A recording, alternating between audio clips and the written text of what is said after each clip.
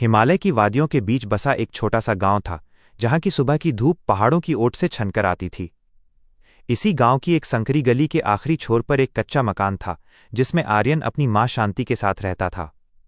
आर्यन महज 10 साल का था, लेकिन उसकी आंखों में उम्र से कहीं ज्यादा संजीदगी थी। उसके पिता उसे तब छोड़कर चले गए थे जब वो ठीक से चलना भी नहीं सीखा था। शांति ने अपने आत्मसम्मान को कभी झुकने नहीं दिया। वो सुबह 4 बजे उठती, दूसरों के खेतों में काम करती और शाम को सिलाई कढ़ाई करके आर्यन की स्कूल की फीस जमा करती। वो हमेशा यही कोशिश करती कि आर्यन को कभी पिता की कमी का एहसास न हो, लेकिन गरीबी एक ऐसी हकीकत थी जिसे छुपाया नहीं जा सकता था। आर्यन हर सुबह अपनी फटी हुई किताबों को सहेजकर स्कूल की ओर निकलता। स्कूल के रास्ते में मुख्य चौराहे पर मिश्रा जी की एक छोटी लेकिन मशहूर मिठाई की दुकान थी।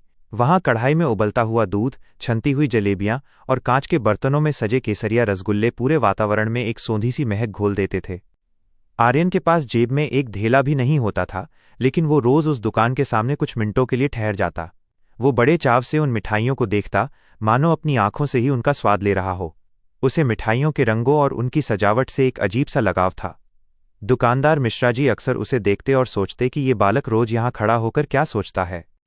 एक दिन धूप बहुत तेज थी। आर्यन स्कूल से लौट रहा था और हमेशा की तरह दुकान के सामने ठिठक गया। उसकी भूख उसके चेहरे पर साफ झलक रही थी। मिश्रा जी ने आज उसे टोक ही दिया, बेटा इधर आओ। आर्यन झिझकते हुए पास गया। मिश्रा जी ने मुस्कुराकर पूछा, क्या तुम्हें मिठाई खानी है? तुम रोज यहां खड़े रहते हो, कुछ बोलते क्यों नहीं? आर्यन ने नीची निगाहों से कहा, हाँ काका, मन तो बहुत करता है, पर मेरे पास पैसे नहीं हैं। माँ कहती है कि बिना पैसों के किसी चीज की उम्मीद नहीं करनी चाहिए। मिश्रा जी का हृदय पसीज गया। उन्होंने प्यार से आर्यन के सिर पर हाथ रखा और एक दोने में ताजे चशनी से लथपथ गुलाब जामुन रखकर उसकी ओर बढ़ा दिए। ये लो बेटा, आज ये मेरी तरफ से है। पैसे की चिंता मत करो। आर्यन की आंखों में अचानक आंसू आ गए। जैसे ही उसने पहला निवाला लिया, उसे लगा जैसे उसका कोई बरसों पुराना अधूरा सपना सच हो गया हो। वो मिठाई सिर्फ चीनी और खोए की नहीं थी, उसमें आर्यन के लिए ममता और सम्मान का स्वाद था।